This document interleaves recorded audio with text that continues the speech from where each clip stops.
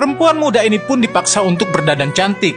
Dia akan menyambut pelanggan pria hidung belang pertamanya. Selesai berdandan, sang mucikari memuji kecantikan wanita ini dan membayangkan uang yang akan dia dapatkan. Lalu datanglah seorang pria yang sudah membokingnya.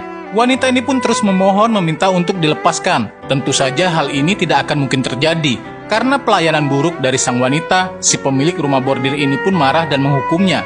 Akhirnya mucikari pun memutuskan untuk mengundang seorang wanita yang bernama Ganggubai.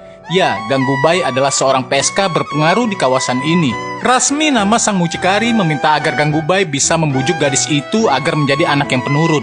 Kemudian Ganggubai pun langsung menjumpai gadis malang ini. Sosok seorang gadis yang dipasung dengan wajah lebam, tentunya ini cukup membuat Ganggubai merasa pilu. Lalu Ganggubai pun bertanya apa yang menyebabkan gadis ini menjadi seorang PSK. Lalu wanita ini pun menjawab bahwa dia tidak ingin menjadi PSK.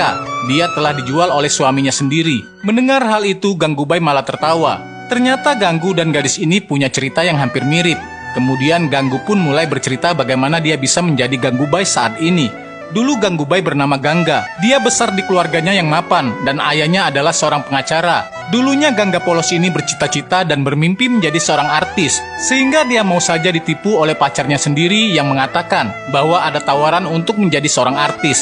Sang pacar kemudian mengatakan bahwa bibinya adalah sutradara terkenal di Mumbai, sehingga dia bisa membantu Gangga untuk bisa bermain di filmnya. Tapi rupa-rupanya Gangga muda malah dijual sendiri oleh kekasihnya ke rumah bordir. Sang bibi kemudian berbohong dan mengatakan bahwa kekasih Gangga berada di suatu ruangan. Dengan polosnya Gangga pun masuk ke ruangan itu dan seketika pintu itu pun ditutup. Di sini Gangga pun disekap selama 2 hari. Gangga yang ketakutan tidak mengerti apa yang telah terjadi. Baru 2 hari kemudian Bibi Sela menjumpai Gangga. Mucikari ini menawarkan segelas air, namun terus ditepis oleh Gangga, sehingga Bibi Sela menyiramkan air itu ke wajah Gangga. Dia mengatakan bahwa Gangga sekarang adalah seorang PSK dan Gangga pun harus menerimanya. Bahkan Bibi Sela mengancam akan menggunakan kekerasan bila Gangga berani melawan. Mendengar itu tentu saja Gangga sangat merasa sedih. Gangga kini tidak tahu harus bagaimana lagi untuk dapat keluar dari dunia hitam yang kini berada tepat di hadapannya.